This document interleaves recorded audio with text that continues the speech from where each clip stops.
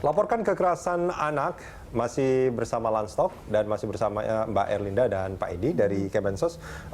Pak Edi, ini kalau kita bicara soal TEPSA dan sebelumnya ada TESA ya, ini kan salah satu upaya sebetulnya bagaimana masyarakat mau melaporkan gitu.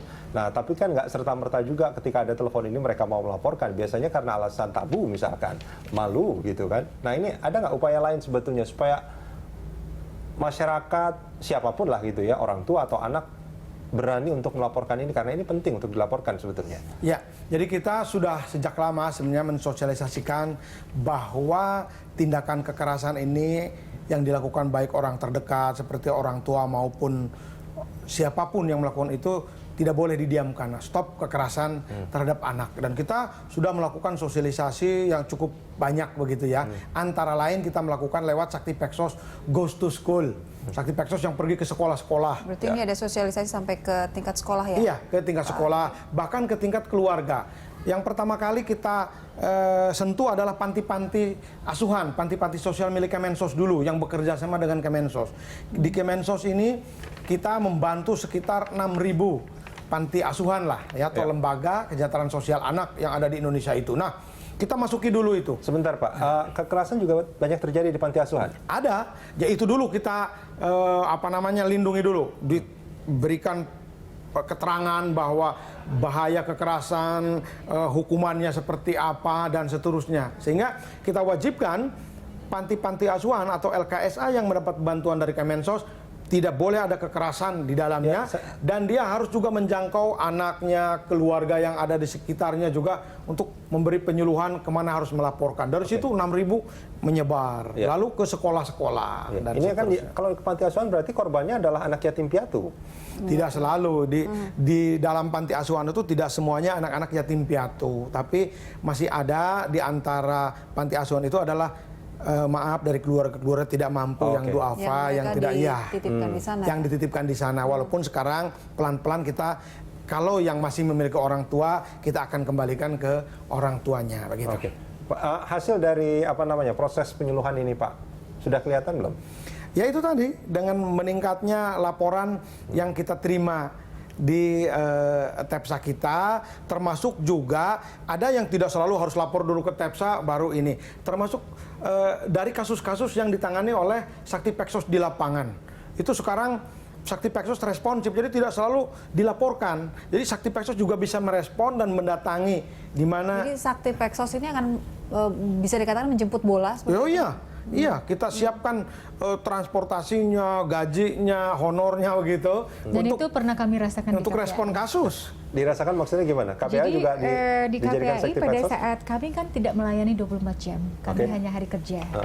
Nah, pada saat emergensi itu masuk ke telepon komisioner termasuk nomor telepon saya, otomatis kan yang kami telepon adalah dari Kemensos. Nah, teman-teman TRC inilah Sakti Peksos, TRC itu yang kita minta, sehingga pada saat jam 11 malam pernah, jam Sakti 2 Peksos subuh. itu berjalan 24 jam juga? Siap mereka.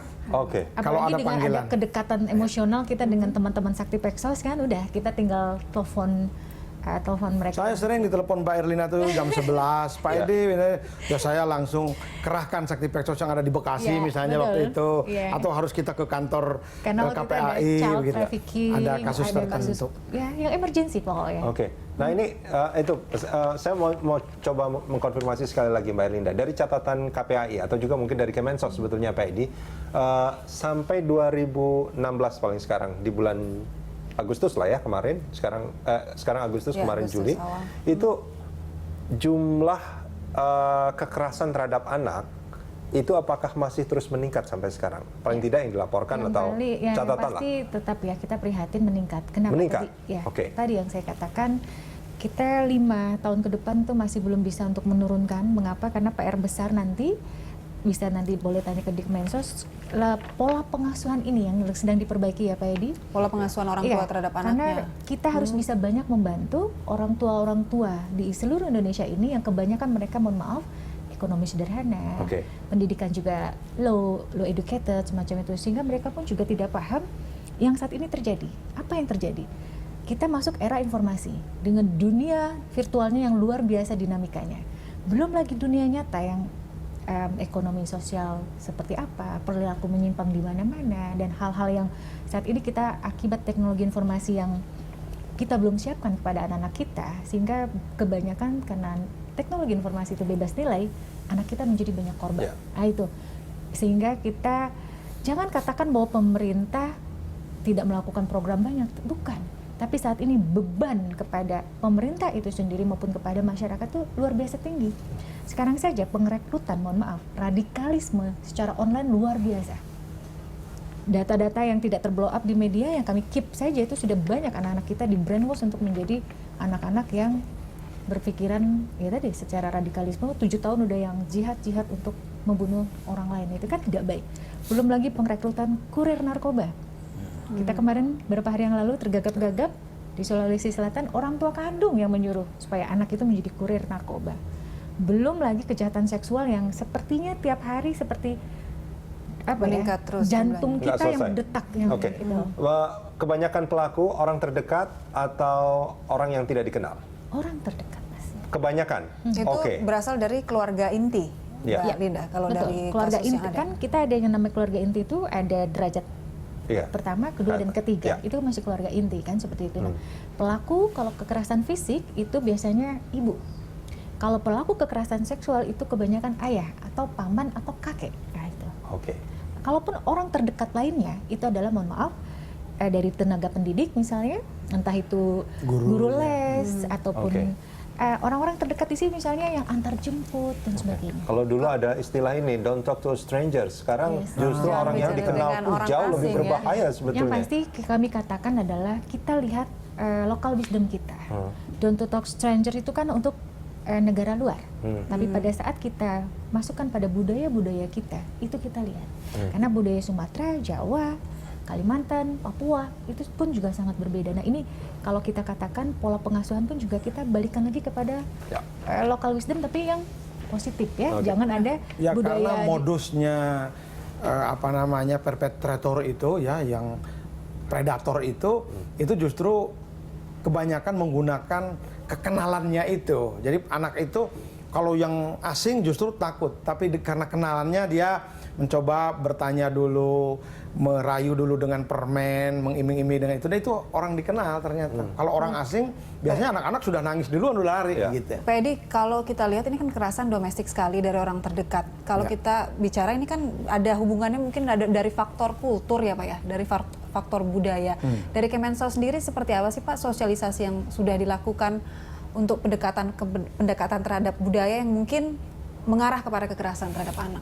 Ya betul, kita beberapa waktu yang lalu terutama ya melihat bahwa memang kekerasan itu juga terjadi dengan kebiasaan-kebiasaan yang ada di masyarakat. Misalnya dengan pendisiplinan anak ya, di kita sempat menjadi dianggap wajar, seolah-olah kalau anak nakal lalu Wajar kalau dipukul atau gitu ya. dijewer dan seterusnya ya. Ya itu tadi usaha kita adalah lewat sosialisasi itu yang dilakukan dari para pekerja sosial itu ke sekolah, anaknya kita bekali. Dan satu lagi program dari Kemensos yang sedang merebak sekarang di kalangan adalah TEPAK, Temu Penguatan Anak dan Keluarga, atau dalam bahasa Inggrisnya adalah Child and Family Development Session. Ini sebenarnya pertemuan-pertemuan rutin yang dia masuk lewat panti asuhan, lewat sekolah, lalu ibunya diperkuat kapasitasnya, anaknya juga diberi penyuluhan tentang bahaya kekerasan, mengenal karakter-karakter predator itu seperti apa. Karena kita yakin bahwa kekerasan yang terjadi di luar sana itu juga bisa dicegah dengan memperkuat pengetahuan dan ketahanan si anak ya.